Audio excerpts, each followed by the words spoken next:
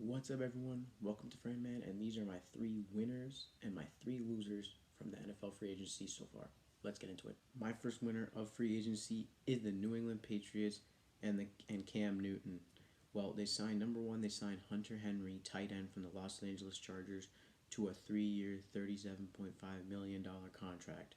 They also signed Nelson Aguilar to a 2-year, $26 million contract after he had a solid year with the Oakland Raiders.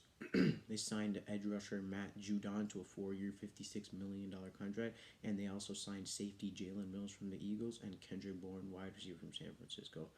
I think for the most part, these are the great signings. I think they a little bit overpaid for Matt Judon, but I think it'll be fine. They also signed Jonnu Smith, and him and Hunter Henry, that tight end combination will be good, especially since Bill Belichick loves to utilize tight ends. As examples are Rob Gronkowski and Aaron Hernandez in the past.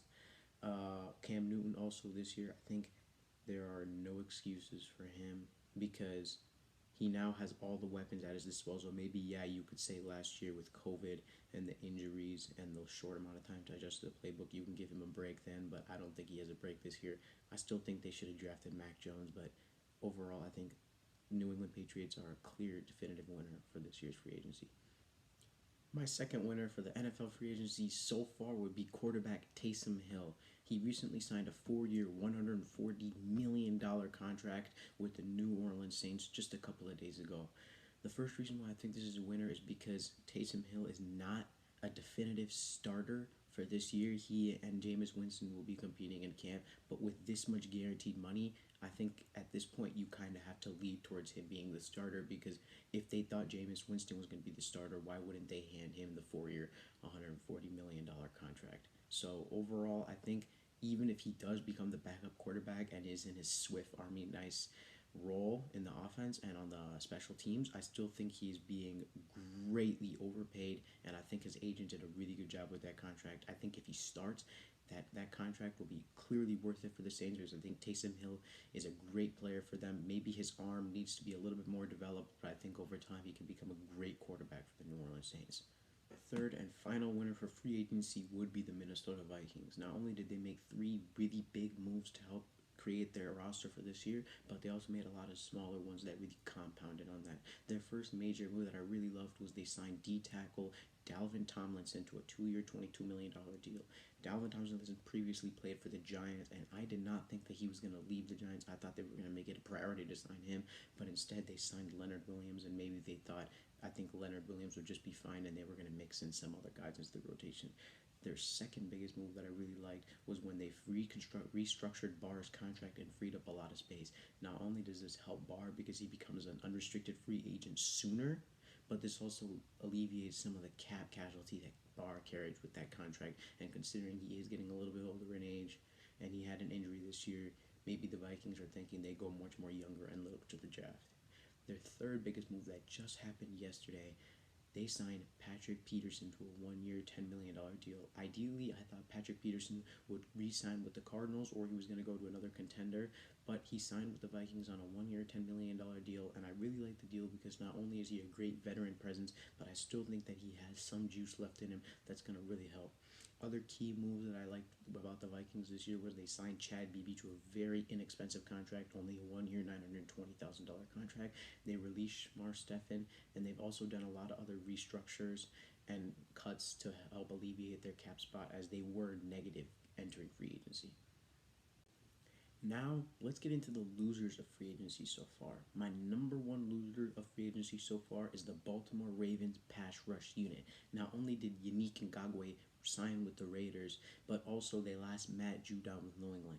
Not only was there trouble this year with generating pressure and setting the edge and really getting back to that dominant defense that we saw a year ago after their playoff loss to the Tennessee Titans, but their unit took a step back this year, and the loss of Michael Pierce didn't help. Calais Campbell being injured didn't help, and now Yannick Ngakoue and Judon both leaving a free agency is not going to help at all. I don't expect the Ravens D-line to be as dominant as they were in the past 3 years, and I think their defense will take a major regress this year unless they really go into the draft and probably draft Gregory Rousseau from Miami or Kwity Paye from Michigan, both who I think are going to slide a little bit due to their lack of natural. Like Kwity Paye, he's more of a athlete. He doesn't have like the raw skill that's needed for that position, but I think he could be a really good athlete setting the edge. Gregory Rousset, he's only played edge rusher for a couple of years. He played wide receiver and other positions in high school, so I think it would be kind of a leap for them to go in the top 15. So I do see them sliding to the Ravens, but hopefully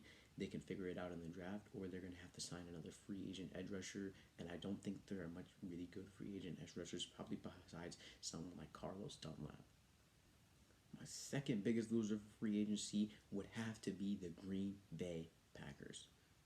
I don't think they're doing Aaron Rodgers any favor. In the NFC Championship game against Buccaneers, their interior D line was destroyed. Their outside D line was destroyed. Everything, their O line was just a mess. And now they have lost Corey Linsley to the Chargers, and instead they signed Aaron Jones to a 4-year, $48 million contract. Not only is he getting paid $2 million less money than Derrick Henry's contract, but also they already have two great running backs on that team, and Jamal Williams, who they already lost by now. He just signed with the Detroit Lions, and A.J. Dillon, who they drafted. Why would you draft A.J. Dillon out of Boston College if he wasn't going to eventually replace Aaron Jones? Aaron Jones is a great running back, but paying him $12 million a deal when you could have invested that money in someone like Corey Linsley instead, who they desperately needed, that he was an all-pro, great center, probably the best center in the league. I think that was a mistake, and I think that this year, when Aaron Rodgers' protection is a lot worse and their running game takes a regression, I think it'll come back to bite them in the back. My last loser of free agency would have to be the Seattle Seahawks. Not only is Russell Wilson unhappy about the O-line and getting hit too much, they missed out on probably the best O-line free agent out there in Joe Thuney. He recently signed with the Chiefs.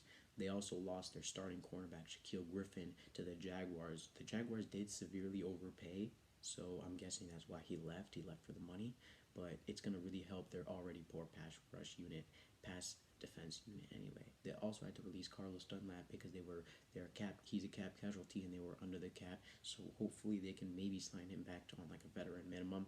But I just don't know how the Seahawks are going. It's not looking good with the trade rumors of Russell Wilson, and the coaching staff is falling apart. But hopefully they can figure it out.